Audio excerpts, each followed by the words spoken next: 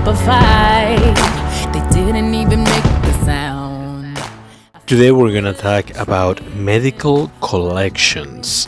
Can you really improve your credit by disputing medical collections? Hello, let me tell you what it's like to be a zero. Alright, so tonight I am gonna reply back to Ishmael 1. So Ishmael 1 pretty much says that he wants to buy a duplex, but he has bad credit. He has 20-25% down, and he's wondering if he can qualify for a mortgage. Apparently Ishmael 1 has student loans problems. He also has some medical collections. Alright, so we're gonna talk about that, about medical collections. The main question that Ishmael has is, how do you dispute or how do you fix these medical collections? What I'm about to tell you is not really a secret or is not really a technique like a lot of people in you. Some people even charge money to teach you how to do this, which makes no sense. I think that sometimes people are very desperate and people take advantage of them, which is very sad. A lot of times I come across people that they want to buy a home, they want to refinance their home,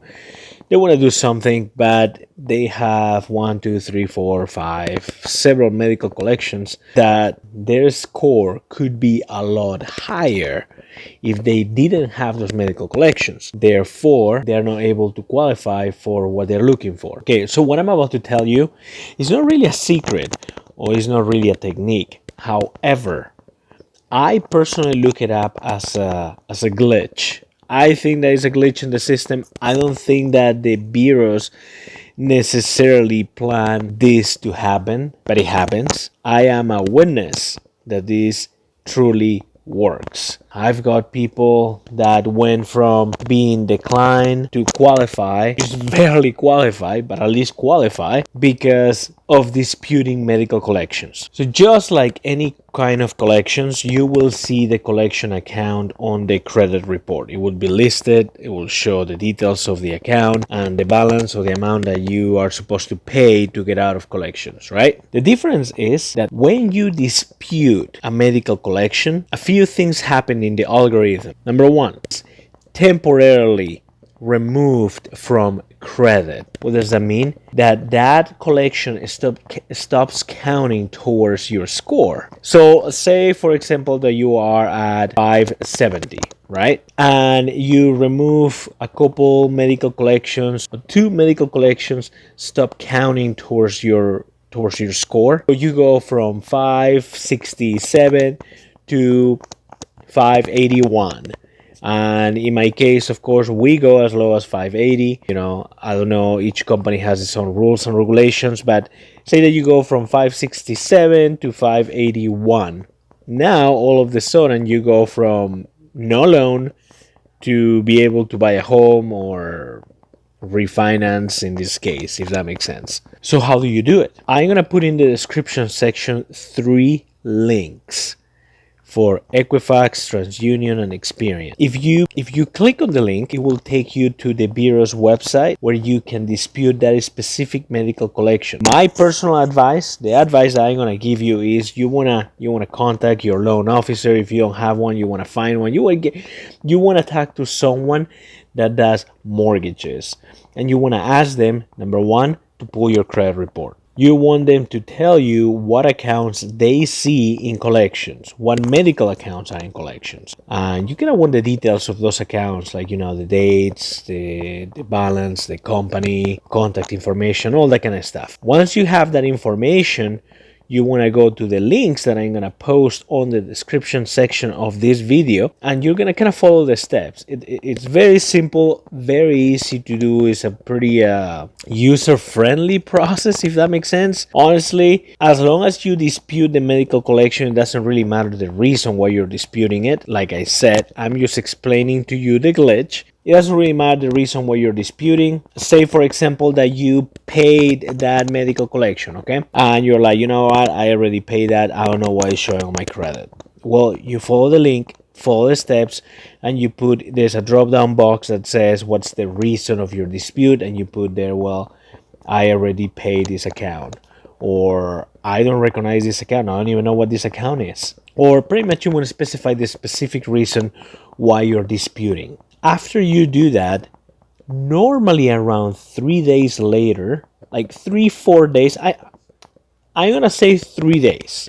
So if I do it today, 3 days from today, you want to ask your loan officer, the mortgage company that you're working with, and you want to tell them, look, I disputed my medical collections. Could you re-pull my credit again? Or anybody freaks out, you have 45-day window 45-day window to shop around. So what does that mean? It means that if they check your credit again 3 days later, it's really not going to hurt or keep hurting your score anymore, because they already checked the first time 3 days ago. Does that make sense? Why do you want to check your credit again? In the credit report, you will see that it will show the account name, all the information, but now something different will appear. You will see that says account dispute pending, or being disputed, or disputed, something along these lines. All that means is that they are working on the investigation. So say that you dispute to Equifax, right? So Equifax is going to go back to the creditor, to the person that says that you owe money, and they're going to request for a proof. They're going to ask, well, we need proof that this person does owe you money. Normally, they will provide that proof. Sometimes they don't provide a proof, and then that thing is completely removed from your credit, which is crazy. But we're going to say that this process takes around 30 days. However, you want to re-pull your credit again after 3 days. Why? Because in the moment that says dispute pending or account being disputed, that specific account will stop counting against your credit score. Therefore, you might gain an additional 10 points, 20 points. One of my co-workers was able to get 100 points. Yes, 100 points. I think that's crazy. And you can imagine, that borrower went from qualifying to nothing to have options all of a sudden, which I think is great. Sometimes when they pull your credit after 3 days, the account still shows some credit. It doesn't say anything about being disputed or dispute pending or anything like that. Then you have to tell your loan officer, look, can you pull my credit again? So you pull the credit again on the 4th day, on the 5th day, on the 6th day, on the 7th day. You pretty much want to keep pulling credit until you see the medical collection being disputed or pending dispute or something along those lines. Does that make sense? If you do this, you have a small chance to increase your score. Therefore, you might be able to qualify for a mortgage. You might be able to qualify for a refinance that otherwise you were 100% declined. Does that make sense? I really hope that what I'm saying makes sense to you. If you guys have any questions, feel free to put it in the comment section. I'll be more than happy to answer any questions you have. If you have a specific situation that you don't want to put it in the comment section, I'm going to put my email also in the description box. So just feel free to send me an email. You feel free to call me if you like. And just let me know, hey, this is my specific situation. Can you help me? Can you review my credit? Is there anything we can do? I'll be more than happy to do that.